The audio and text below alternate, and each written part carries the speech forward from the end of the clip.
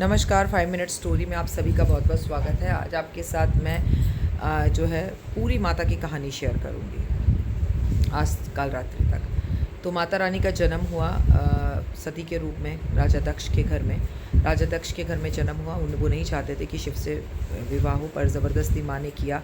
ऐसी कंडीशंस बनी कि शिव से विवाह हो गया। उन्होंने एक बड़ा बेटी के विवाह के बाद हवन किया, जिसमें शिव और पार्वती को इनवाइट नहीं दिया।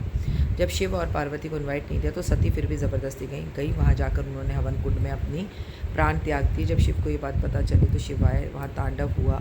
शिव ने पूरे के पूरे जो वो यज्ञ हो रहा था उसका ध्वस्त कर दिया उसे। सती उस मृत्यु लोक से छोड़कर दोबारा हिमालय राज के घर में पैदा हुई और उन्होंने बड़ी तपस्या करी। तपस्या करके शिव को प्राप्त किया। शिव ने उन्हें वरदान दिया कि वो उन्हें अपनी पत्नी के रूप में स्वीकार करेंगे। उसके बाद अब माता रानी के पास 8 भुजाएँ हो गई। माँ पूरे मुंद मुस्कुराकर एक स्माइल से पूरी सृष्टि को उन्होंने रचा। अब वो शिव की पत्नी थी। तभी जो है शिव ने वरदान दिया तारकासुर को कि उसे कभी कोई मार नहीं पाएगा। अगर उसे कोई मार पाएगा तो केवल शिव का अंश शिव से मार पाएगा। तो एक पुत्र की ज़रूरत थी। तब कार्तिकेय का जन्म हुआ। कार्तिकेय ने माँ से सारी दीक्षा ली, सारी युद्ध की प्रेरणा ली, अस्त्र शस्त्र की विद्या ली और उसके बाद तारकासुर का वध किया। माँ ने उसे कार्तिकेय के रूप में गोद में बिठाया, प्यार किया, अपने समक्ष रखा और माँ बेहद प्रसन्न हो गई और उसे एक बच्चे की तरह लाड लड़ाने लगी। कहानी आगे बढ़ती है और कहानी आगे बढ़कर इस तरह से बढ़ती है कि संसार की सृष्टि का पालन करने के लिए माँ शिव और शक्ति के रूप में एक दूसरे के साथ रहने लगे और समाज का कल्याण करने लगे। माँ कालरात्रि जो है, जिसने चंडमुंड का नाश किया, माँ एक पार्वती माँ का ऐसा रूप है जो बड़ी क्रोधित रूप में है, जिसकी नाक से अग्नि टपक रही है, जिसके हाथ में कांटा है, गधे पे सवार है, बाल खुले हुए हैं, मुँह से लाल और माँ ने दुष्टों का संहार करने के लिए इस रूप में जन्म लिया।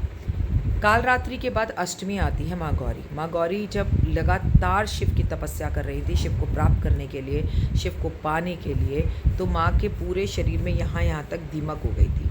शिव उनकी तपस्या से बहुत प्रसन्न हुए, आए, प्रकट हुए और उन्होंने अपनी जटाओं की गंगा से माँ पार्वती की उस सारी की सारी दीमक को, मिट्टी को, सबको हटाया। माँ का रूप एकदम गोरा हो गया।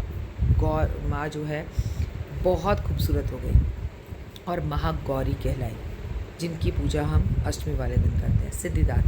सिद्धिदात्री जो देवी हैं, जब सभी समाज से उन्होंने चंडमुंड का नाश कर दिया, तारकासुर का नाश कर दिया और जो बड़े दैत्य थे जो माँ को तंग कर रहे थे, ललकार रहे थे, माँ ने एक एक करके सबका नाश कर दिया।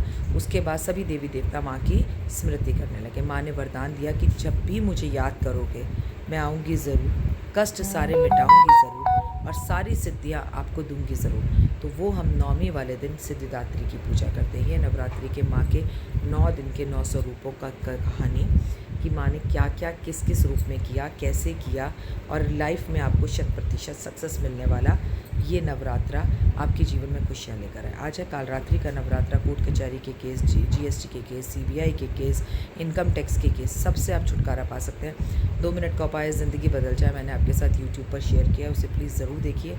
अपना और अपनों का बहुत ध्यान रखिए। आज आप रात्रि में पूजा करिए। जय माता।